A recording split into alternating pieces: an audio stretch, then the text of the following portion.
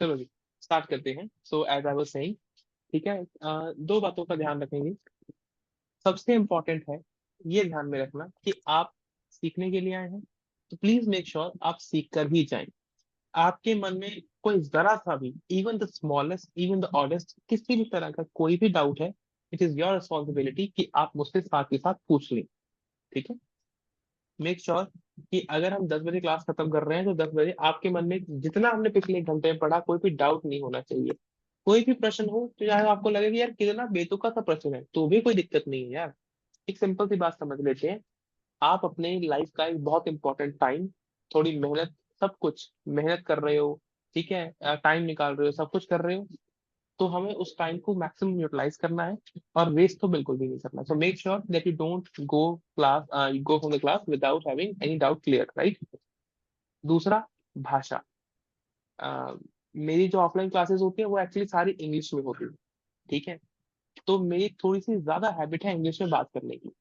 तो अगर आपको किसी भी पॉइंट पे लगे, मेरी कोशिश रहेगी कि मैं हिंदी में बात करूं, पर अगर आपको किसी भी पॉइंट पे लगे दैट कि मैं ज्यादा अंग्रेजी बोल रहा हूँ या आपको कोई बात समझ नहीं आई है, तो प्लीज मेक श्योर कि आप मुझसे साथ के साथ पूछ लें। भाषा सिर्फ भाषा होती है, ठीक है। तो कोई चीजें आती है, कोई चीजें नहीं आती है। मुझे भी जैसे फ्रेंच नहीं आती है, मुझे भी चाइनीज नहीं आती है, right.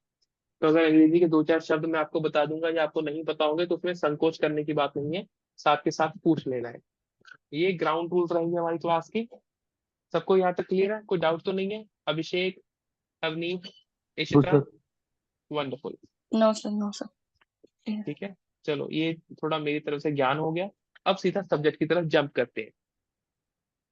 Now will start with the, sorry, हम पॉलिटी पढ़ना शुरू कर रहे हैं आज से, ठीक है। पॉलिटिकल साइंस हम क्यों पढ़ते हैं, हमारा सबसे बेसिक प्रश्न ये है। अच्छा, दूसरा, आप पूरी क्लास के दौरान अगर अनटिल और अनलेस आपके आसपास कोई बहुत ज्यादा शोर हो रहा है, आपने अपने जो माइक है वो ऑन रखने हैं, ठीक है, ताकि हम क्लास को मोनोटोनस ना बनाए। ये ना हो कि क्लास के दौरान सिर्फ मैं ही बोलता जा रहा हूँ और आप सुनते जा रहे हैं। Don't do that, don't make it a monotonous class. हमारी पूरी कोशिश रहेगी कि हम वार्तालाप कर सकें, प्रॉपर कम्युनिकेट कर सकें, because only by that method we will be able to study the subject, right. अन्यथा हम क्या करेंगे, सिर्फ सुनते रह जाओगे, सिर्फ सुनना नहीं। पूरे नोट्स के दौरान ना मेरे, आप कई जगह पर सिर्फ पी लिखा हुआ पाएंगे, दैट मीन्स प्रेसिडेंट, और कई जगह पर पार्लियामेंट, मतलब ये शॉर्ट फॉर्म है। कई जगह पर आपको शॉर्ट फॉर्म ही देखने को मिलेगी, ठीक है। इशिता, आपको आवाज आ रही है dear? Ayushi, am I audible to both of you? Yes sir. Okay, wonderful. Now देखो, एक ना सिंपल सी कहानी समझते हैं पहले। मतलब पॉलिटी को छोड़ो, बिल्कुल फॉरगेट कर देते हैं पॉलिटी क्या होती है, क्यों पढ़नी है, वो बाद में करेंगे डिस्कस। पहले एक सिंपल सा वर्ड समझते हैं, एनार्की। एनार्की वर्ड क्या होता है, किसी को उसका हिंदी अनुवाद आता हो? What do we understand by anarchy? Avneet, Abhishek, Ayushi, Ishita, anyone?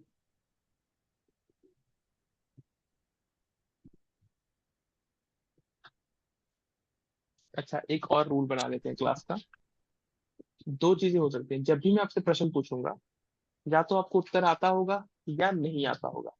अगर आता है तो साथ के साथ बोल देना है, अगर नहीं आता है तो साथ के साथ ये बोल देना कि सर नहीं आता है। वरना होगा क्या, मैं वेट करता रहूंगा और हम उसमें समय खराब करेंगे। हमें समय नहीं खराब करना है।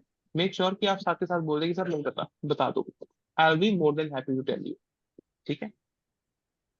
अनार्की का अर्थ होता है अराजकता। अब अराजकता क्या होती है वो तो समझा सकते हो, हिंदी अनुवाद इसका अराजकता होता है। अराजकता क्या होती है अभिषेक, अवनीत, इशिता, आयुषी?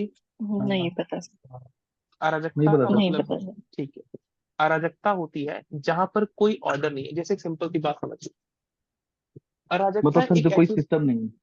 हाँ, complete absence of any kind of system, any kind of discipline, that is anarchy. Anarchy का मतलब है, या अराजकता का मतलब है कि भाई भसड़ मची है। बिल्कुल लेमन लैंग्वेज में ना, बिल्कुल पहाड़ी में समझाओ तो भसड़ मची है।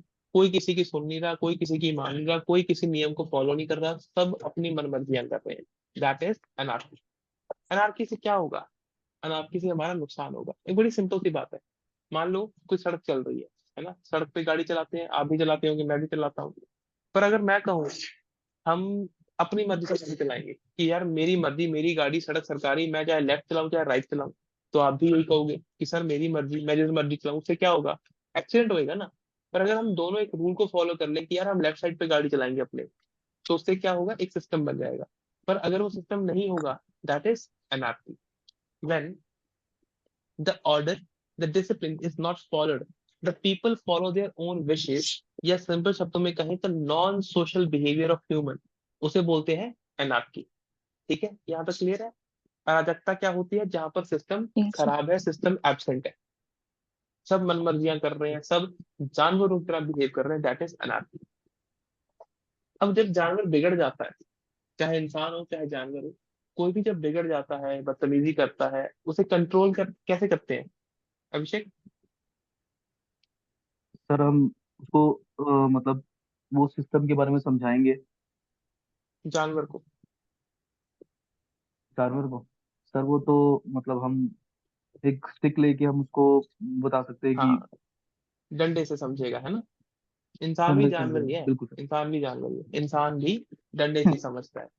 तो बेसिकली यहाँ पर ये बिल्कुल बहुत सर। अच्छी लाइन लिखी हुई है, the power is needed to control things, या simply the power is needed to control humans. अब एक सिंपल बात समझ लो, वैसे ये बाद में बताने वाली बात है, पर एक सिंपल बात तो सोच के देखो। जब आपकी उम्र में ना, जिस उम्र में आप सब हैं, मोस्टली आई एम अज्यूमिंग कि सब ट्वेंटीज में होंगे अपने, तो ट्वेंटीज में क्या होता है ना, यंग ब्लड होता है और सबको लगता है कि बस मैं ही सही हूँ। ठीक है, तो उसमें सब ना मनमर्जियां ज्यादा करते हैं, करनी भी चाहिए, पर उससे चीजें खराब भी होती हैं। तो उनको कंट्रोल करने के लिए, डिसिप्लिन सिखाने के लिए कई बार पेरेंट्स भी मारते हैं, टीचर भी कई बार डांट देते हैं या मार देते हैं। तो उससे कई बार बच भी जाए तो पुलिस है, अगर आप कुछ ज्यादा ही खराबी करेंगे तो पुलिस डांटती भी है, फिर मारती भी है, फिर उसे ज्यादा भी तंग करती है। सरल शब्दों में ना, किसी भी तरह की अराजकता को रोकने के लिए, उसे कंट्रोल करने के लिए पावर चाहिए, पर पावर का बिल्कुल दुरुपयोग हो सकता है, power can be misused. Yes, sir. Yes, yes power sir. Can be Yes, sir. Misused. सत्ता का दुरुपयोग होता आया है, होता रहेगा, पर ऐसी चीजों को कंट्रोल कैसे किया जाए? अब जैसे मान लो, आमतौर पर पता क्या होगा कि एक ना सोच के देखना, कि पहले ना एक सोसाइटी थी, बिल्कुल पहले, बिल्कुल बेसिक्स में क्या था, कि आदि मानव थे, राइट? तो आदि मानव थे, वो अपनी मनमर्जियां करते थे, है ना? तो जब सब अपनी मनमर्जियां करते थे, तो उसके बाद उनके कबीले बनने लगे, कबीलों के बाद फिर राजाओं के राज्य बनने लगे, राजा होने लगे। तो राजा क्या था? राजा एक सेंट्रल अथॉरिटी थी, जो अपनी आर्मी के थ्रू या अपनी पावर के थ्रू अनार्की को कंट्रोल करता था, ऐसा ही था। Yes sir. यस और नो? यस। तो आजकल यस सर। राजा यस सर। कौन है? अपना मैं बहुत बड़ा जंप लेंगे, मैं पूरी मेडिवल हिस्ट्री नहीं समझाने लगूंगा क्या था क्यों था, हमें सिर्फ राजा वर्ड को पकड़ना है। आज के समय पे राजा कौन है देश का? प्रेसिडेंट। प्रेसिडेंट कह लो या एक president sir. Authority prime minister, ठीक है, दोनों ही है, दोनों के पास अलग अलग तरह की ओके। अथॉरिटी है। जैसे पहले सिर्फ एक राजा होता था, ठीक है, अब बेसिक पहले क्या होता था, राजा के पास ही सारी अथॉरिटी होती थी, एग्जीक्यूटिव भी वही, जुडिशरी भी वही, और लेजिस्लेचर भी वही। अभी मैंने तीन शब्दों का प्रयोग किया, एग्जीक्यूटिव, लेजिस्लेचर और जुडिशरी। इन तीनों शब्दों का अर्थ क्या सबको पता है? यस और नो?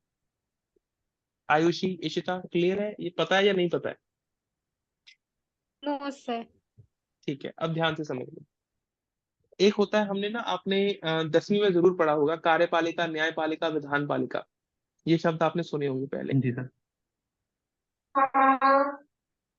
सबसे पहला काम होता है विधान पालिका का, यानी विधान, विधि, लॉ बनाना, जिसे हम बोलते हैं लेजिस्लेचर। इसे अपने नोटबुक में लिखो, लेजिस्लेचर, LEGISLATURE, लेजिस्लेचर। ठीक है, लेजिस्लेचर का काम होता है, हाइफन लगा के लिखो, पहले लिखो लेजिस्लेचर, फिर हाइफन लगा के लिखो लेजिस्लेचर के साथ, टू मेक लॉस, कानून बनाना। ठीक है, सेकेंड वर्ड लिखो एग्जीक्यूटिव, EXECUTIVE, EXCEUTIVE, एग्जीक्यूटिव, जिसे हम हिंदी में बोलते हैं कार्यपालिका। कार्यपालिका का क्या काम होता है? जो भी कानून बनाए गए हैं उनको लागू करना। यहाँ तक क्लियर है अवनीत, अभिषेक? Yes, sir. Yes, sir. ठीक है, यस तो सर। अभी तक हमने क्या समझा कि एक विधान पालिका होती है, जिसे अंग्रेजी में बोलते हैं लेजिस्लेचर, जिसका काम होता है कानून बनाना। जैसे आपके यहाँ विधानसभा है हिमाचल में, राइट? देश में पार्लियामेंट है, Yes, sir. तो ऐसे ही उनका काम क्या है, कानून बनाना, यानी विधान पालिका। ठीक है। दूसरा है एग्जीक्यूटिव, विधान पालिका के द्वारा बनाए गए कानूनों को लागू करना।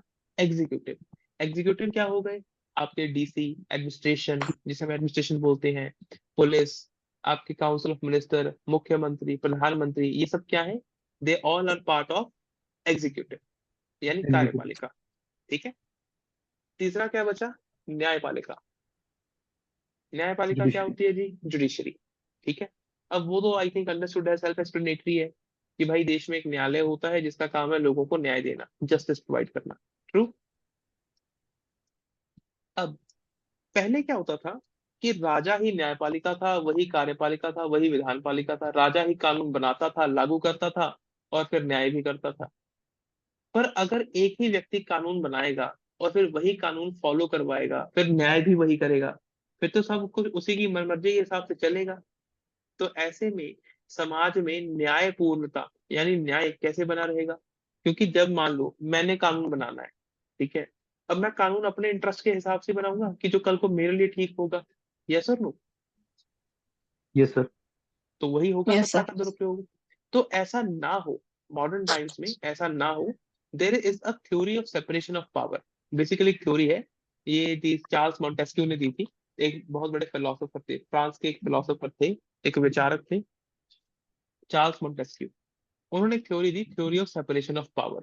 Theory of separation of power का मतलब है कि भाई ये सारी शक्तियां ना, यानी कानून बनाने की, कानून लागू करने की और न्याय करने की शक्तियां एक जगह पर नहीं होनी चाहिए, ये सब अलग अलग जगह पर होनी चाहिए। अब अलग अलग जगह का मतलब है कि legislature should be separated from executive and executive should be separated from judiciary. कार्यपालिका, विधान पालिका और न्यायपालिका अलग अलग होनी चाहिए। तो आज हमारे यहाँ ऐसा ही होता है, हमारी कार्यपालिका, विधान पालिका और न्यायपालिका अलग अलग। जुडिशरी सुप्रीम कोर्ट का किसी से कोई लेना देना नहीं है, वो अपने आप काम करते हैं। एग्जीक्यूटिव यानी काउंसिल ऑफ मिनिस्टर, या आपके जो प्रधानमंत्री हैं, या आपके काउंसिल ऑफ मिनिस्टर में जो भी और आते हैं। ठीक है। इसके अलावा लेजिस्लेचर, लेजिस्लेचर में क्या आता है आपका, एमएलए, सुना ना, विधान पालिका। विधानसभा कहाँ है आपकी, शिमला में, शिमला में ही है। तो पक्की बात शिमला है। में भी है, धर्मशाला में भी। ओह सॉरी, इधर है तपोवन में, कांगड़ा। ठीक है, तपोवन। वंडरफुल। ऐसे ही सेंटर लेवल पर पार्लियामेंट है। ठीक है। पार्लियामेंट सेंटर लेवल पर कानून बनाती है और विधानसभा स्टेट लेवल पर, ये लेजिस्लेचर है, विधान पालिका बोलते हैं। ठीक है, यहाँ तक क्लियर हो गया। अब जी सर। पूरे देश में कानून कैसे चलेगा, अब एक सिंपल बात समझना, मतलब एक जंप लेंगे। जंप लेने का मतलब है कि ये कहानी जो मैंने अब यहाँ तक सुनाई, इस कहानी का पर्पस सिर्फ इतना है कि आपको थोड़ी सी कन्वीनियंस हो चीजों को समझने में, थोड़ी सी अंडरस्टैंडिंग डेवलप हो सके कि हम पॉलिटी क्यों पढ़ते हैं, क्या पर्पस है इसका। ऐसा कुछ एग्जाम में पूछा जाएगा, कभी नहीं पूछा जाएगा। पर कुछ चीजों को सिर्फ पृष्ठभूमि समझते हैं ना सब, पृष्ठभूमि बांधने के लिए ये कहानी सुनाई गई आपको। इसका पर्पस है कि आप बेटरली अंडरस्टैंड कर सकें कि अगर हमें पावर की जरूरत है, या पावर प्रेसिडेंट के पास क्यों है, पार्लियामेंट के पास क्यों नहीं है, या एग्जीक्यूटिव क्या होता है, जुडिशरी क्या है, कल को मैं ये शब्दों का प्रयोग करूं तो आपको एलिनेटेड फील ना हो, आपको आइडिया हो क्या कि क्यों बोल रहा हूँ, क्या शब्दों का प्रयोग हो रहा है, उनका मतलब क्या है। ठीक है। अब हम हमारी पॉलिटी की तरफ मूव करते हैं। पहला शब्द कॉन्स्टिट्यूशन। हालांकि ये नोट्स मैं आपको दूंगा, पर फिर भी कॉन्स्टिट्यूशन की डेफिनेशन अपने नोट्स में लिखो, ये डेफिनेशन अपने जहां पर भी नोट कर रहे हो उतारो। It is the supreme law of land. यहाँ पर जो जो वर्ड मैं अंडरलाइन करता जाऊंगा ना, उनको आपने भी अंडरलाइन करना है। It is the supreme law of land which sets out how a state should be governed. Full stop. It also पहले समझ लो, फिर बाद में उतारते रहना। ठीक है, ध्यान से समझो। पहले मैं पढ़ देता हूँ पूरी, फिर एक एक वर्ड को समझेंगे। It is the supreme law of land which sets out how a state। अब यह स्टेट का मतलब राज्य, हिमाचल प्रदेश, पंजाब, हरियाणा, उससे नहीं है। यहाँ पर जो स्टेट शब्द प्रयोग किया गया है, इसका मतलब है एक ऐसे राज्य से जिसमें एक डेफिनेट टेरिटरी है, सरकार है, लोग रहते हैं। जैसे India is a state, India एक स्टेट है। ये पॉइंट समझ आता है यहाँ तक कि इंडिया एक स्टेट है। Yes sir.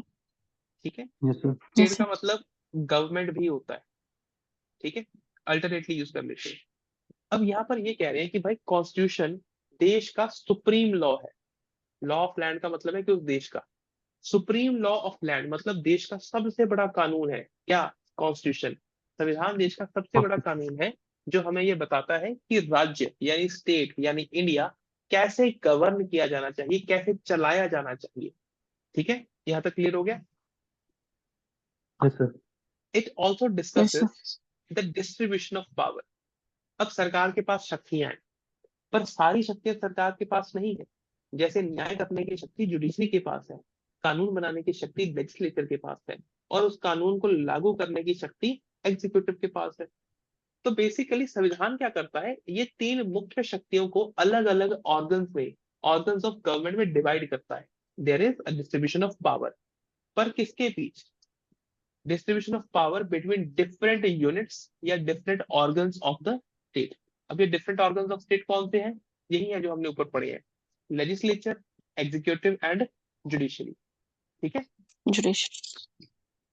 मतलब ठीक. संविधान हमें ये बताता है कि भाई सत्ता में, सॉरी, डिस्ट्रीब्यूशन ऑफ पावर, शक्तियों का और रिस्पॉन्सिबिलिटीज दोनों का क्या डिस्ट्रीब्यूशन होगा between legislature, executive and judiciary. मतलब जुडिशरी की क्या पावर होगी और क्या रिस्पॉन्सिबिलिटी होगी, एग्जीक्यूटिव की क्या पावर होगी, क्या दायित्व होगा, क्या शक्तियां होंगी, क्या दायित्व होगा लेजिस्लेचर का, ये हमें संविधान बताता है। जैसे जैसे हम आगे बढ़ेंगे हमें पता लगेगा कि भाई ये चीजें करनी थी या ये चीजें बताई गई है संविधान में। ठीक है, it also restricts the abuse of power. अब अब्यूज ऑफ पावर क्या होता है ये समझाओ मुझे पहला। तो पता है किसी को अब्यूज ऑफ पावर क्या होता है, Abhishek, Avneet, Ayushi? Sir misuse of power. हाँ, abuse of power means misuse of power, Hindi अनुवाद सत्ता का दुरुपयोग। मनुस्मृति का एक श्लोक है, ऐसा को जन्मा जग माही प्रभुता पाए जासमत नाही। मतलब इस संसार में ऐसा कोई नहीं जन्मा जिसे सत्ता मिले और वो उसका दुरुपयोग ना करे। ठीक है, इवन हम भी इस चीज से छूते नहीं है। आपके पास ही कल को सत्ता आएगी, पावर आएगी, तो हो सकता है आप भी दुरुपयोग करें, है ना। कर जाते हैं हम कभी ना कभी, जाने में या अनजाने में हो जाता है। तो ऐसा को जन्मा जग माही प्रभुता पाए जासमत नाही, पर ऐसा ना हो इस चीज को रोकने के लिए संविधान बनाया गया है। संविधान में लिख दिया गया है कि भाई आप प्राइम मिनिस्टर हैं चाहे देश के, पर आपकी ये रिस्पॉन्सिबिलिटीज है और ये आपकी पावर्स है। ठीक है, यहाँ तक क्लैरिटी है। Yes, sir. हाँ जी सर। अच्छा, एक और अनाउंसमेंट मेरे ध्यान में आ गई दिमाग में। ठीक है, बेसिकली ना आगे जाके हम एक टॉपिक पढ़ेंगे, मेकिंग ऑफ कॉन्स्टिट्यूशन। कॉन्स्टिट्यूशन पढ़ाने से पहले ना कई बार क्या होता है, टीचर दो तरह से अप्रोच करते होते हैं। एक होता है हिस्टोरिकल बैकग्राउंड बताया जाना कि भाई पिट्स इंडिया एक्ट ये था, चार्टर एक्ट ये था, गवर्नमेंट ऑफ इंडिया एक्ट 1935 ये था। वो सब एक्ट आप पढ़ेंगे मॉडर्न हिस्ट्री में। ठीक है, वो मॉडर्न हिस्ट्री का ओके। पार्ट है, Yes, sir. मॉडर्न हिस्ट्री में करवाया जाता होता है। यहाँ पर हम सिर्फ इस चीज पर फोकस करेंगे कि पॉलिटी क्या है, पॉलिटी के आर्टिकल्स क्या होते हैं। इतिहास नहीं पढ़ाना मुझे, है ना। मुझे ये बताना है कि भाई काम कैसे करती हैं चीजें, संविधान क्या है, उसका पर्पस क्या है, और वो काम कैसे करता है, एग्जीक्यूटिव क्या है, लेजिस्लेचर क्या है, जुडिशरी क्या है। ठीक है, यहाँ तक क्लियर है सबको। हाँ जी सर। Yes, sir.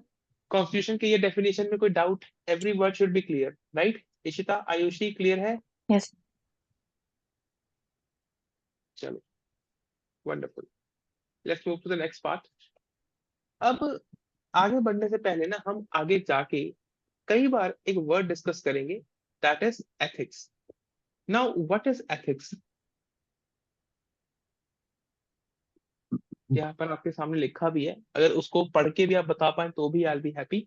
बस मुझे थोड़ा सा समझा दो कि क्या होता है एथिक्स। सर नैतिकता का मतलब कि वो हमारी ये फर्ज है कि हमें ये करना है।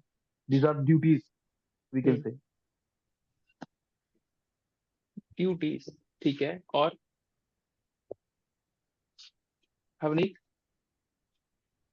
Sir, ethics quite जैसे हम एक जनरल टर्म यूज करते हैं लाइक मैनर्स, जिसको आप एक तरह से कंसिडर कर सकते हैं कि जो जैसे यहाँ पे है कि मेजोरिटी को जो सही लगता है हाँ।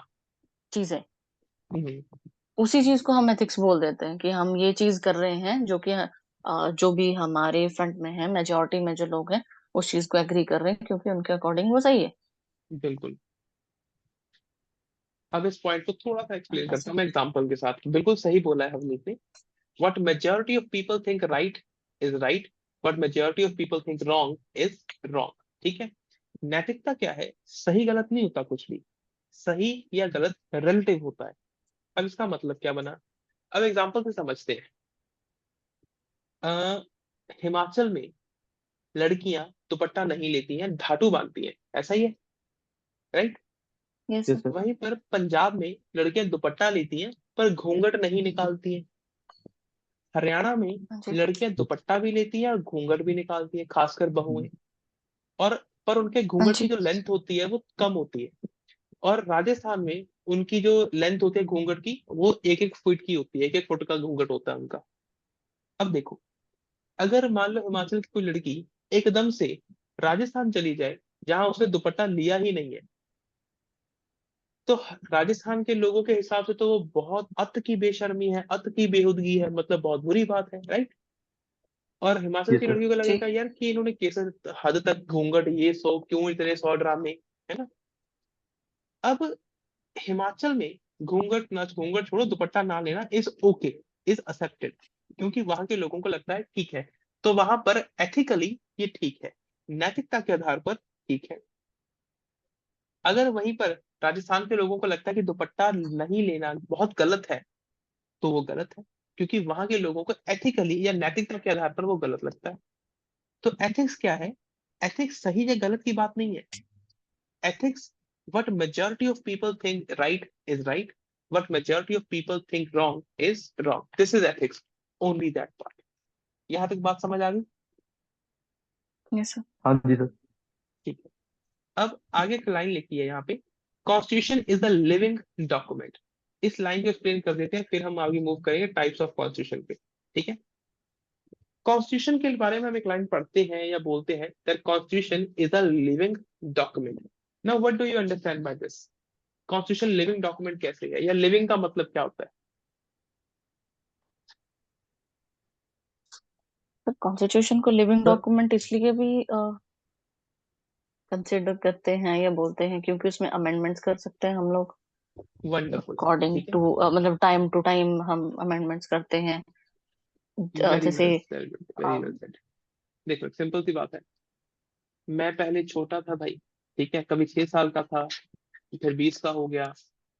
नाउ द थिंग इज कि at some point in my life I was a child, now I am a adult. हम जो चीजें जीवित होती हैं वो जिंदगी में ग्रो करती हैं, बढ़ती हैं, चेंज होती हैं हालातों के संग। यस। जैसे पेड़ पौधे, they are also yes, living because they change with the passage of time. ऐसे ही संविधान भी बदलते हालातों के अनुसार बदलता है, अपडेट होता है by the procedure of amendment under article 368। ठीक है। हमारी जितनी देर भी पॉलिटी चलेगी, उस पूरी क्लास के दौरान आपको आर्टिकल्स याद करने की जरूरत नहीं है। ये मैं स्टेटमेंट पहली क्लास में क्यों बोल रहा हूँ? Because it is my responsibility कि आपको आर्टिकल्स क्लास के अंत तक याद हो जाए। अब वो कैसे होगा? हम डेली कुछ स्पेसिफिक आर्टिकल्स को, मैं डेली आपका टेस्ट लूंगा, डेली। मेरी हैबिट ही है, मैं क्लास में जब ऑफलाइन पढ़ाता हूँ मैं सीधा बोल देता हूँ कि क्लास में आर्टिकल याद करना आपकी जिम्मेदारी नहीं है, वो याद करवाना मेरी जिम्मेदारी है। क्योंकि हम क्लास में डेली बेसिस पे मैंने पूछने ही पूछने आर्टिकल कि अवनीत ये आर्टिकल कौन सा है, अभिषेक ये आर्टिकल कौन सा है, ठीक है।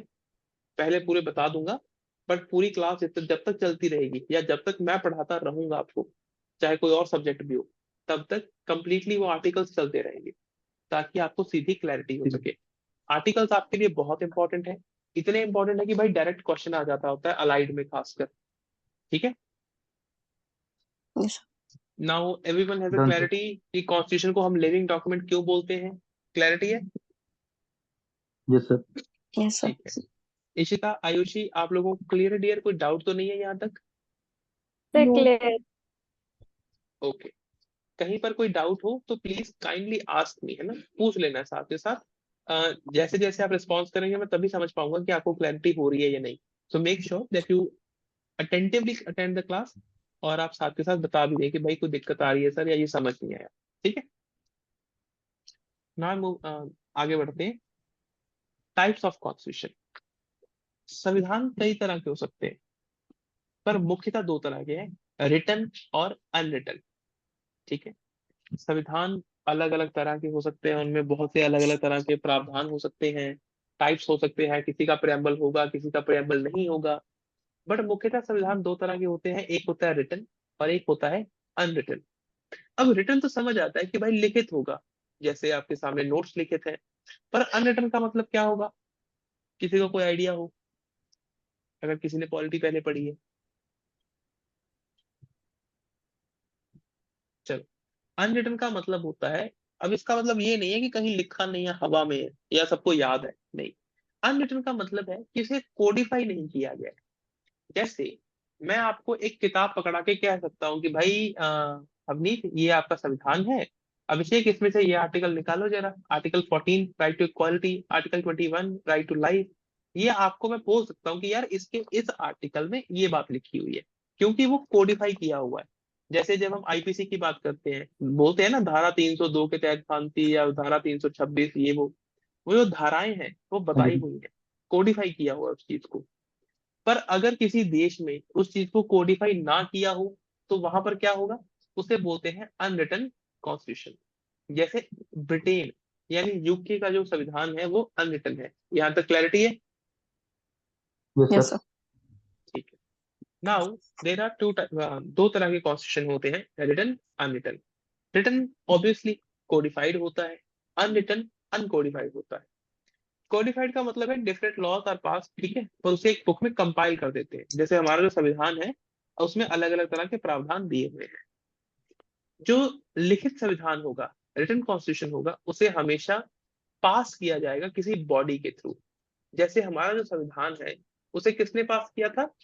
कॉन्स्टिट्यूएंट असेंबली, हिंदी अनुवाद संविधान सभा। ठीक है, तो हमारा जो संविधान है किसने बनाया? संविधान सभा ने बनाया। संविधान सभा के बारे में सुना है? सिर्फ सुना, मैं ये नहीं कह रहा कि पूरा पता हो, पर पहले सुना है संविधान सभा के बारे में? सुना है सर। यस सुना है सर। सर। बेसिकली जब देश आजाद हो रहा था, आयुषी इशिता ध्यान से सुनना है, जब देश आजाद हो रहा था ना, ठीक है, तो हमने सिंपली भाई अंग्रेजों से कहा कि भाई देश आजाद होगा कभी तो होगा, तो हमें अपना संविधान बनाना है। ठीक है, वो कहते हैं कि यार पहले वर्ल्ड वॉर 2 खत्म हो जाने दो, बना लेना। पर हम जिद पे अड़ गए, मतलब कांग्रेस जिद पे अड़ गई कि नहीं, हमें तो अभी बनाना है, तुम्हारी वॉर पता नहीं कब तक चलती रहेगी। तो इसको ना थोड़ा सा कॉन्टेक्स्ट में समझे, तो एम एन रॉय करके एक पर्सन थे। जब आप लक्ष्मीकांत बुक उठाएंगे ना, उसके पहले ही चैप्टर में पहली ही लाइन ये है, लक्ष्मीकांत की जो पहली बुक है, सॉरी पहला पार्ट है, वो ये कहता है कि भाई एम एन रॉय एक पर्सन थे, एक फ्रीडम फाइटर थे, जिन्होंने देश में पहली बार डिमांड करी फॉर कॉन्स्टिट्यूशन असेंबली, कि भाई भारत जब आजाद होगा, हमें तब संविधान बनाने के लिए एक सभा चाहिए। ठीक है, तो अंग्रेजों ने 1942 में संविधान बनाने के लिए एक मिशन भेजा, जिसे बोलते हैं Cripps mission, under the chairmanship of Stanford Cripps. Stanford Cripps उस बंदे का नाम था। ये ना जो मैं अभी कहानी सुना रहा हूँ, इसको नोट डाउन कर लो तो अच्छी बात है, पर अगर नहीं भी करोगे कोई बात नहीं, सिर्फ सुन लो, अभी समझना ज्यादा इंपॉर्टेंट है, नोट्स आपको बाद में मिल जाएंगे। ठीक है, नोट्स की चिंता नहीं करनी है, बस ध्यान से कहानियां सुननी है, वो ज्यादा इंपॉर्टेंट है। तो 1942 में क्या हुआ, स्टैनफोर्ड क्रिप्स भारत आए। पर उस वक्त हमारे यहाँ दो पार्टियां थी, मुख्य पार्टियां। एक तो थी INC, Indian National Congress, Nehru ji वाली, गांधी जी वाली। दूसरी तरफ थी मुस्लिम लीग, मोहम्मद अली जिन्ना वाली पार्टी। तो सुना है। दोनों पार्टियां अड़ी हुई थी कि भाई हमें, दोनों पार्टियां तो नहीं, पर मोहम्मद अली जिन्ना अड़े हुए थे कि हमें पाकिस्तान बनाना है। पर स्टैनफोर्ड क्रिप्स कह रहे थे, या पूरा कमीशन था कि भाई जो अनडिवाइडेड इंडिया था उस वक्त का, अनडिवाइडेड इंडिया जिसमें पाकिस्तान और इंडिया एक थे, कि भाई हम इसके लिए संविधान बनाएंगे। तो वो क्रिप्स मिशन फेल कर गया, फेल हो गया। क्यों फेल हो गया? हम किसी ऑब्जेक्टिव से किसी जगह पर गए, अब जब वो ऑब्जेक्टिव ही पास नहीं हुआ, ऑब्जेक्टिव ही पूरा नहीं हुआ, तो फिर जाहिर सी बात है हम उसे फेल ही मानेंगे। तो क्रिप्स मिशन फेल हो गया। उसके बाद फिर होगी। 1946 में कैबिनेट मिशन आया, ऐसे लिख लो, 1942 क्रिप्स मिशन, ठीक है, और फिर उसके बाद 1946 में आया कैबिनेट मिशन। ठीक है, 1946 में कैबिनेट मिशन आया और इसने कॉन्स्टिट्यूंट असेंबली का प्रावधान दिया। तो यहां से बनी आपकी कॉन्स्टिट्यूंट असेंबली, जिसने लगभग 2 साल 11 महीने और 18 दिन, 2 years 11 months and 18 days, 2 साल 11 महीने 18 दिन का समय लगाकर 26 नवंबर 1949 को हमारा संविधान पारित किया यानी पास किया। ठीक है, क्लियरिटी हो गई यहाँ तक? Yes yes sir. सर। ठीक है, तो enacted by body. Written constitution जो होते हैं वो कौन बनाता है? कोई बॉडी बनाती है। जैसे हमारी बॉडी कौन सी थी? संविधान था। जो अनरिटन कॉन्स्टिट्यूशन है वो बाय कन्वेंशन चलता है। बाय कन्वेंशन का मतलब है कि सालों से चला आ रहा है और वही चलता जा रहा है, बस।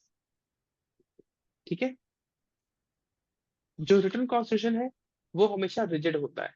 रिजिड का मतलब होता है कि जैसे आप अभी टेबल पर बैठे होगे, ठीक है, या जिस फोन लैपटॉप यूज कर रहे हो उसको ठोक के देखो, वो रिजिड है, हार्ड है, उसको लचीलापन नहीं है, उसे मचोना इजी नहीं है, तो उसको बोलते हैं rigid. Rigid which is not easy to change. तो आपके संविधान को, रिटन कॉन्स्टिट्यूशन को चेंज करना आसान नहीं होता है। ये फैक्ट याद हो गया। Yes sir. जो अनरिटन कॉन्स्टिट्यूशन है वो फ्लेक्सिबल होता है। अनरिटन फ्लेक्सिबल कैसे होता है? अनरिटन का मतलब है, जैसे एग्जांपल के लिए समझाता हूं आपको, जो ब्रिटेन है ना, इंग्लैंड, सिंपली इंग्लैंड का अपना संविधान है, पर वो अनरिटन कॉन्स्टिट्यूशन है। अब अनरिटन कॉन्स्टिट्यूशन का मतलब है कि भाई वहां पर ना वो कानून पास करते हैं और एक बड़ी सारी लाइब्रेरी बना रखी है उन्होंने, वहां पर जाके रख देते हैं कि यार जी आज से ये कानून लागू होगा। ठीक है, अब उन्होंने उस कानून को बदलना है, तो उसमें कोई अमेंडमेंट वगैरह नहीं करते वो, जैसे हमें अमेंडमेंट करनी पड़ती है ना, उनको अमेंडमेंट नहीं करनी पड़ती। बस ठीक है, पुराना कानून पड़ा है, ये हमने नया बना दिया, इसको रख दो, जाके साइड में रख दो उसके। तो सर उनके लिए वो उस, जो कानून जी जी, सर वो जो कानून बनाते हैं वो हम्म, सर रिटर्न होता है कि वो सिर्फ ऐसे ही ये एक लाइब्रेरी में रखते हैं? वो हेलो। वो ऑब्वियसली रिटर्न होता है। पर जैसे ना, मैं ओके। रिटर्न का अनरिटर्न का डिफरेंस क्या है, कि जैसे मैं आपको कह सकता हूँ कि अभिषेक, देश में ना इक्वालिटी है क्योंकि आपके संविधान के आर्टिकल 14 में लिखा है। पर अगर मान लो हम इंग्लैंड में ओके हैं, सर। तो मैं आपको बताऊंगा कि डियर, आपके देश में इक्वालिटी है as per that particular act. ये उस कानून में कहा गया था, मैं ये नहीं कह सकता कि संविधान में था कहा, क्योंकि वहां संविधान है ही नहीं, वहां पर सिर्फ नहीं नहीं। कानून है, ओके अलग सर। अलग एक्ट है। ठीक है, okay, now it is clear, now it is ठीक है। क्लियर। और जैसे ये लगा लो, ये फोर्थ पॉइंट है, जो रिटन कॉन्स्टिट्यूशन होता है वो शुरू से होता है। जैसे हमारा संविधान जब से देश आजाद हुआ तब से हमारे पास संविधान है, it is from the beginning. जो दूसरा है वो धीरे धीरे इवॉल्व होता है। जैसे आज एक कानून पास कर दिया, 2 दिन बाद फिर कोई कानून पास कर दिया, 4 महीने बाद फिर कोई कानून पास कर दिया, तो वो धीरे धीरे इवॉल्व होता है, वो धीरे धीरे ग्रो होता है। ठीक है, it keeps on evolving. Okay sir. Point clear है यहाँ तक? हाँ जी यस सर। सर। ओके जी, आगे देखो। Yes, sir. आगे हम बात करेंगे। अच्छा, टाइप्स ऑफ कॉन्स्टिट्यूशन दो होते हैं, रिटन, अनरिटन। यहां तक कोई डाउट नहीं होना चाहिए। आगे फिर हम मूव करते हैं टाइप ऑफ गवर्नमेंट। ठीक है, पहले गवर्नमेंट ही क्या होती है उसी को समझ लेते हैं। Government is a group of people या कोई इंस्टीट्यूशन, जैसे एग्जीक्यूटिव, EXECUTIVE, एग्जीक्यूटिव यानी कार्यपालिका, उसे बोलते हैं सरकार। तो कोई भी ऐसा ग्रुप ऑफ पीपल या इंस्टीट्यूशन जिसके पास अथॉरिटी है, जिसे ऑथराइज किया गया है आपके संविधान के अनुसार पूरे देश को चलाने के लिए। जैसे हम मोदी जी को चुन के लाए हैं। अब कोई उन्हें अच्छा कहे बुरा कहे, हम उस पर नहीं जाएंगे। अच्छा, दूसरी एक और इम्पोर्टेंट बात, चलो मुझे बाद में से बात याद आ गई। जब भी हम क्लास लगा रहे हैं, क्लास के दौरान हम हर बात के ऊपर बात करेंगे। ठीक है, हम धर्म के ऊपर भी, पॉलिटिक्स के ऊपर भी, बहुत तरह की बातें होंगी, है ना? तो प्लीज इस चीज को ना माइंड नहीं करना है। आपके अपने निजी विचार कुछ भी हो सकते हैं, किसी पार्टी को लेके, किसी व्यक्ति विशेष को लेके, किसी धर्म विशेष को लेके, बट आप अपने वो विचार अपने तक सीमित रखेंगे और हम डिस्कशन करेंगे तो ऑब्जेक्टिवली उन चीजों को समझना है, आहत नहीं होना है उन चीजों से। ठीक है, कल को मैंने राहुल गांधी को बुरा बोल दिया तो आप बुरा ना मान जाए, या मैंने मोदी जी को बुरा बोल दिया तो आप बुरा ना मान जाए। ठीक है, दोनों को बराबर लेके चलेंगे। चलो आगे बढ़ते हैं। बेसिकली जैसे हमारी जो काउंसिल ऑफ मिनिस्टर है, अब मोदी जी हमारे प्राइम मिनिस्टर है। ठीक है, तो प्राइम मिनिस्टर जो है वो ऑथोराइज पर्सनैलिटी है, ऑथोराइज पीपल है, council of minister authorise group है जो हमारे देश के ऊपर राज तो नहीं करेगा पर हमारे देश को चलाएगा, गवर्न करेगा। ठीक है, क्लियर है यहाँ तक? हाँ जी अब जी जो सर। ये रूल करने का तरीका जो है, या कह लो चलाने का, गवर्न करने का तरीका है, वो मुख्यतः दो भागों में बटा हुआ है, दो तरीके का होता है। एक है फेडरल, एक है यूनिटरी। ये संघात्मक है, इसे हिंदी में बोलते हैं, और ये एकात्मक। अब जो फेडरल है, फेडरल में there is distribution of power. सत्ता दो भागों में बटी होती है, जो दो धुरों में बटी होती है। कौन कौन से भागों में? एक होता है सेंट्रल गवर्नमेंट और एक होता है स्टेट गवर्नमेंट, यानी राज्य सरकार और केंद्र सरकार के बीच में सत्ता का बंटवारा होता है, डिवीजन ऑफ पावर होता है। सिंपल है इतना समझना। जब किसी देश में सत्ता का बंटवारा हो, यानी सत्ता का बंटवारा नहीं, शक्तियों का बंटवारा हो, पावर का डिवीजन हो between central government and state government, उसे बोलते हैं फेडरल गवर्नमेंट। तो इस हिसाब से हमारा देश जो है वो फेडरल है। यस और no Ishita, federal. Ayushi? Yes. Yes, sir, federal है।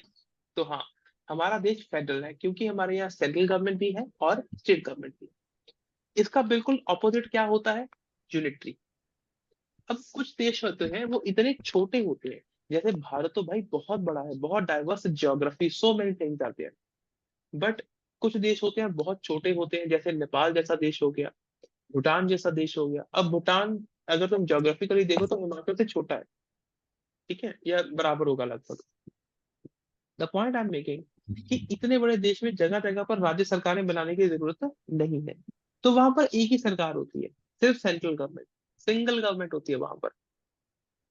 ठीक है, उसे बोलते हैं यूनिटरी। जैसे इंग्लैंड में यूनिटरी गवर्नमेंट है, वहां पर राज्य सरकारें नहीं है, वहां पर राज्य ही नहीं है। छोटा सा तो इंग्लैंड है यार। पर जो देश बहुत बड़ा होगा वहां पर आमतौर पर आप देखेंगे कि फेडरल स्ट्रक्चर है। ठीक है, क्लियर हो गया यहाँ तक? Yes sir. Yes sir. अब Yes, sir. एक होता है प्योरली फेडरल। जब भी हम प्योर फेडरल को कंपेयर करेंगे तो हम फेडरल स्ट्रक्चर को हमेशा कंपेयर करेंगे यूएसए से, और जब भी हम यूनिटरी टाइप को कंपेयर करेंगे, यूनिटरी को कंपेयर करेंगे हम यूके से। यूएसए में प्योर फेडरल स्ट्रक्चर है।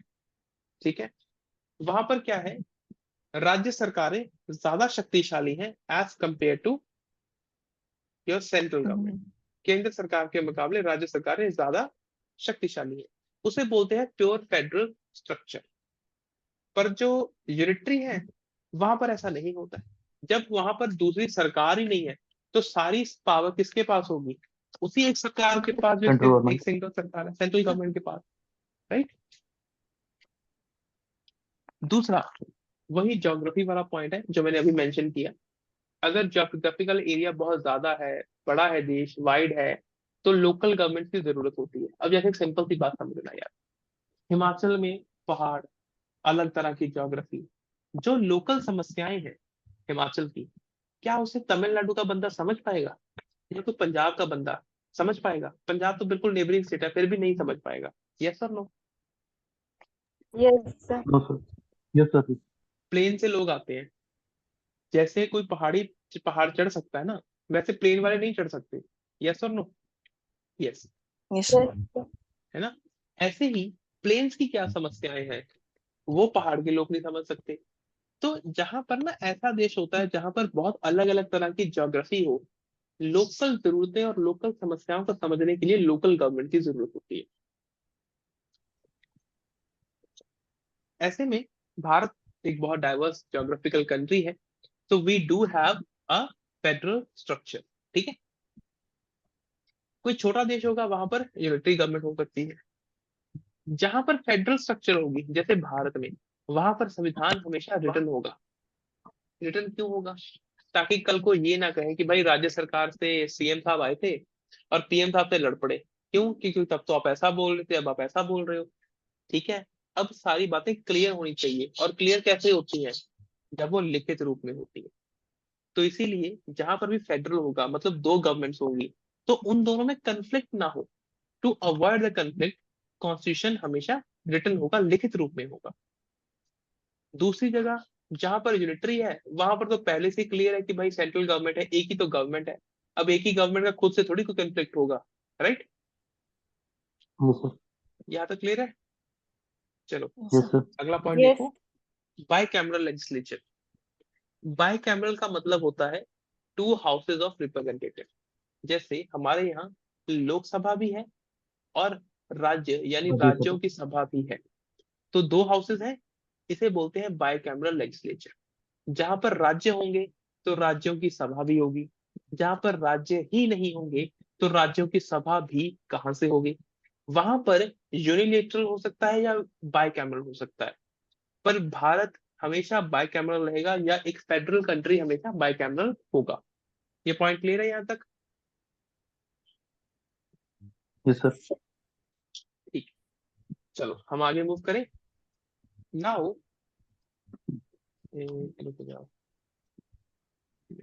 ठीक है, अब एक सिंपल बात समझते हैं। यहाँ तक हमने पढ़ा है गवर्नमेंट ऑफ इंडिया, ठीक है, मतलब government of India in sense कि भाई भारत का जो स्ट्रक्चर है वो कैसा है। पर एक बात ध्यान में रखनी है, भारत का स्ट्रक्चर ना तो प्योरली फेडरल है और ना ही प्योरली गवर्नमेंट है, सॉरी ना ही प्योरली यूनिटरी है। वी आर अ क्वासी, ये क्वासी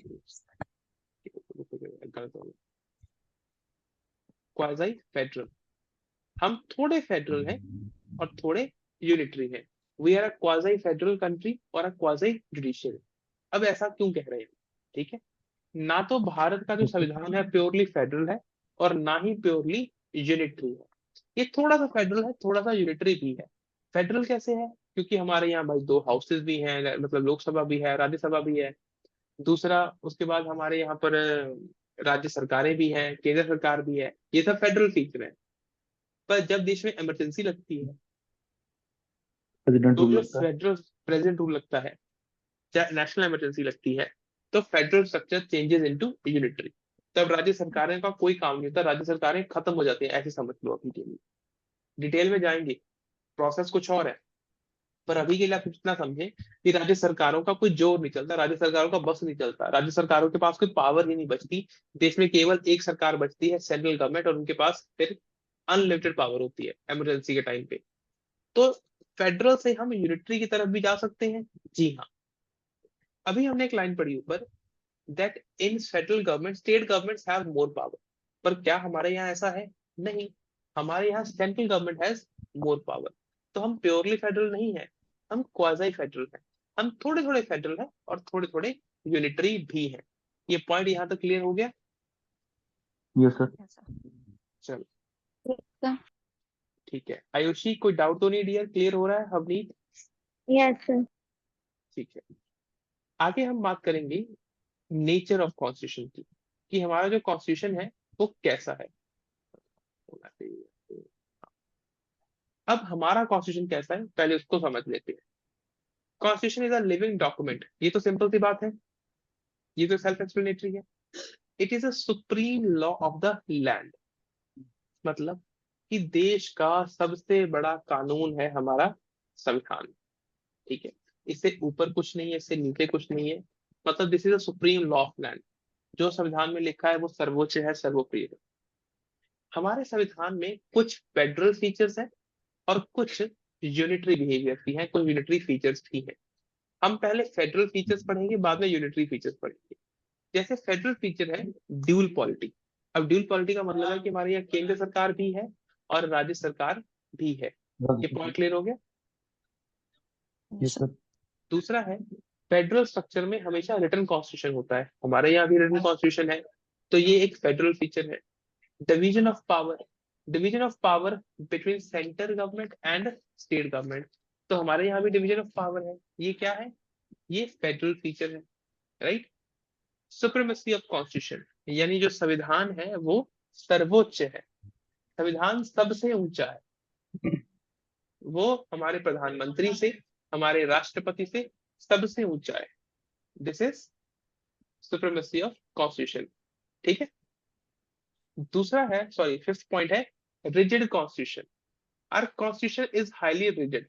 रिजिड का मतलब है कि हमारे संविधान को चेंज करना या अमेंड करना कतई आसान नहीं है, it is not an easy task. ठीक है, यहाँ तक पॉइंट क्लियर है? ये क्या है? यस ये सर। फेडरल फीचर है। अब यहाँ पर हमने फेडरल फीचर पढ़े हैं, वहीं पर हम यूनिटरी फीचर्स भी पढ़ेंगे। ठीक है, फेडरल फीचर में सर बाइकैमरलिज्म भी आ सर गया। जी जी। सर व्हाट इज ये raw research and analysis wing? हाँ, रिसर्च बेसिकली ये मैं नोट्स लगवाता हूँ ना, मेरी क्लास की एक समस्या भी कह लो या बेनिफिट कह लो, कि क्लास में ना मैं बहुत इंफॉर्मेशन देता हूँ, एडिशनल इंफॉर्मेशन देने की मेरी हैबिट है, मैं देता रहता हूँ। तो जब ये नोट्स बनाए ओके गए सर। होंगे, तब मैंने रिसर्च की यानी ड्रॉ की कोई बात करी होगी, ये उस सेंस में लिखा हुआ है बच्चे ने। Okay sir. Research analysis wing, हमारी जो खुफिया एजेंसी बोलते हैं जिसे रॉ, उसकी फुल फॉर्म यस लिखवाई सर। हुई है। ठीक है। Okay okay. Now it is not a part of the dual polity as नहीं नहीं, हाँ, we it are is not discussing part today. Of due okay quality and all that stuff, तभी मैंने बोला नहीं ना। ठीक है। Okay sir. अगला है बाइकैमरलिज्म। हमारा जो संविधान है वो बाइकैमरल सिस्टम की बात करता है। बाइकैमरल सिस्टम मतलब, बाइकैमरल क्या होता है? दो लेजिस्लेट दो दो मतलब हाउसेज होते लेजिस्लेचर होंगे, स्टेट का अलग से दो हाउसेज होंगे, जैसे स्टेट का होता है और सेंटर का। हैं। दोबारा रिपीट करना लोक मुझे। सर लोकसभा राज्यसभा जैसे है। लोकसभा हाँ राज्यसभा। दो हाँ, हाउसेज। जो लेजिस्लेचर है, ठीक है, लेजिस्लेचर यानी आपकी जो विधान पालिका है, उसके दो सदन होना, दो दो हाउसेस सदन। होना, वन इज जी। Lok Sabha and other one is Rajya Sabha. Rajya Sabha. ठीक है, इसे बोलते जी। हैं यस आपका, सर। ये क्या बोलते हैं, बाइकन। Bicameralism, sorry, bicameralism. ठीक है। जी। द नेक्स्ट पार्ट इज, यहाँ तक किसी को कोई डाउट? इशिता, एनीवन, आयुषी? ना सर। और ठीक है, wonderful. Now I am moving to the next part, unitary features of the constitution. जैसे हमारे संविधान में कुछ फेडरल फीचर्स हैं, वैसे ही कुछ यूनिटरी फीचर्स भी, है ना।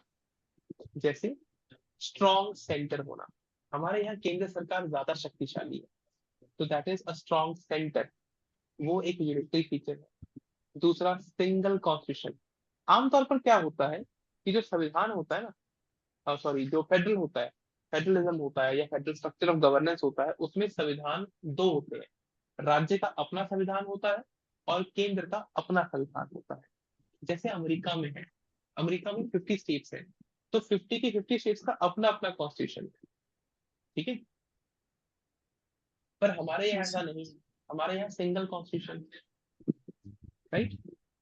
अगला है ओके जी। सर। Integrated judiciary. हमारे यहाँ पर जुडिशरी इंटीग्रेटेड है। आमतौर पर फेडरल में क्या होता है, जैसे मान लो अमेरिका में क्या होगा कि भाई हर राज्य की अपनी अपनी सुप्रीम कोर्ट है।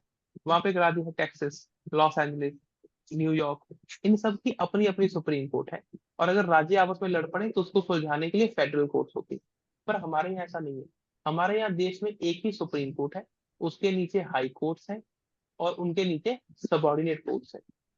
तो ये है इंटीग्रेटेड, मतलब एक दूसरे से जुड़ी हुई जुडिशरी। ठीक है। All okay. इंडिया सर्विसेज, ये ऑल इंडिया सर्विसेज क्या है? IAS, IPS and IFS, Indian forest service, these are all India service, मतलब पूरे देश में कहीं पर भी किसी को अपॉइंट किया जा सकता है। Parliament can nullify the bill pass by state legislature. Parliament अगर चाहे तो राज्य सरकार द्वारा पास किए गए बिल को खत्म कर सकती है, वीटो कर सकती है। तो इससे हमें क्या समझ आता है कि भाई जो केंद्र सरकार है यानी जो सेंटर है, it is far more stronger than the state. फिर। ठीक है। Yes sir. अब फेडरलिज्म में क्या होता है, बिल्कुल ऑपोजिट होता है। अगर हम फेडरलिज्म की बात करें तो वहां पर सेंटर कमजोर होता है एज कम्पेयर टू स्टेट, मतलब स्टेट के पास ज्यादा पावर होती है। पर हमारे यहाँ ऐसा नहीं है, हमारे यहाँ स्टेट के पास पावर कम है। ठीक है, यहाँ पे क्लैरिटी होगी। Yes yes sir. Sir. Yes sir. अब एक सिंपल बात समझते हैं, इसके बाद थ्योरी ऑफ सेपरेशन इससे हम कल पढ़ेंगे। पर एक सिंपल बात, यहाँ तक किसी को कोई डाउट हो कि भाई स्ट्रॉन्ग सेंटर, सिंगल सिटीजनशिप या integrated judiciary, all India services, ये सब चीजें क्या है? कोई डाउट यहाँ तक? नहीं सर। हमने अभी तक देखो, क्लास की ड्यूरेशन हम इसके बाद बढ़ाते जाएंगे, पर मैं इस अज्यूम करके चल रहा हूँ कि भाई आपकी पहली क्लास है, तो एकदम से हम ना बम्बार्डमेंट नहीं करते हैं, let's not bombard you with information, right. हम बहुत ज्यादा इन्फॉर्मेशन ना दें, हम 1-2 दिन में उतना पढ़ें जितना आप ग्रास्प कर पाए, याद कर पाए, समझ पाए, ठीक है। Done sir. तो हम क्लास की ड्यूरेशन धीरे धीरे बढ़ाते जाएंगे, और क्लास का टाइम सबको यही ठीक है? Yes sir. Yes sir. Yes, sir. ठीक है, तो कल भी हमारी टाइम इसी टाइम लगेगी क्लास, ठीक है। यहाँ तक किसी को कोई डाउट हो तो please let me know. Sir ये लास्ट पॉइंट एक बार रिपीट कर दोगे? Which one dear? The parliament can to nullify, ये वाला? Yes sir. देखो, राज्य सरकार की राज्य में विधानसभा होती है, जैसे हिमाचल में विधानसभा है, तो स्टेट में जो विधानसभा है वो अपने हिसाब से कानून बनाती है। पर अगर मान लो जो राज्य देश में सबसे बड़ी कानून बनाने की व्यवस्था है वो है पार्लियामेंट, ठीक है, जो दिल्ली में है। तो अगर स्टेट ने कोई ऐसा कानून बनाया है जो पार्लियामेंट के हिसाब से ठीक नहीं है, तो पार्लियामेंट उस कानून को रद्द कर देती है, उसे नलीफाई कर देती है कि भाई आपने कानून ठीक नहीं बनाया था, हम इस कानून को खत्म करते हैं। इसका पॉइंट का इतना मतलब है।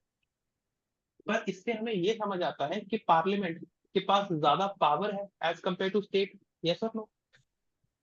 Yes sir. Yes sir. तो बस यही, फिर ये क्या है, ये एक यूनिटरी फीचर है, ठीक है। Okay sir. यहाँ तक किसी और को कोई और डाउट हो किसी भी चीज में, please let me know. No sir. चलो ठीक है। अब आप लोगों का एक होमवर्क है, आपने जितना भी यहाँ तक पढ़ा, ठीक है, ओके उसकी सर। मेन हेडिंग्स लिख लो। जैसे हमने अभी तक कौन कौन से टॉपिक किए हैं, हमने पढ़ा है एनार्की वगैरह पढ़ा, types of constitution, type of government, ठीक है। इसके अलावा हमने पढ़ लिया यस है sir. Nature of Indian constitution, ठीक है। ये टॉपिक्स एक बार आपने खुद से गो थ्रू हो लेने, ताकि आपको थोड़ी बेटर अंडरस्टैंडिंग हो जाए, बेटर आइडिया हो जाए। आप लोग जो भी बुक रेफर कर रहे हैं उससे पढ़ लेंगे एक बार। कोई डाउट होगा तो कल मुझसे पूछना है, ठीक है। ठीक है सर। ठीक है सर। इसके अलावा आपने कोशिश करनी है कि आप फंडामेंटल राइट्स, मौलिक अधिकार, सबने सुना है, सबको पता है क्या होता है? Yes sir. Yes yes sir. तो उसके आर्टिकल्स याद करने हैं, मैं कल सुनूंगा। कोई ऐसा प्रेशर नहीं लेना कि आर्टिकल्स याद करने, जितने हो गए अच्छी बात है, नहीं हुए तो कोई जिम्मेदारी की बात नहीं है, मेरी जिम्मेदारी है, मैं आपको करवाऊंगा, ठीक है। पर ये यस सर। होमवर्क है, थोड़ा सा अपनी तरफ से एफर्ट मारना है कि आप लोग प्रेम्बल, सॉरी अपना पार्ट 3 का यानी फंडामेंटल राइट्स की कुछ आर्टिकल्स को याद करें, ठीक है। Okay sir. चलो, बाकी फिर कल मिलते हैं सेम टाइम, तब तक अपना ख्याल रखिए। Okay sir. Thank you sir. Okay thank you sir. So much. Thank you sir. Okay guys, take care.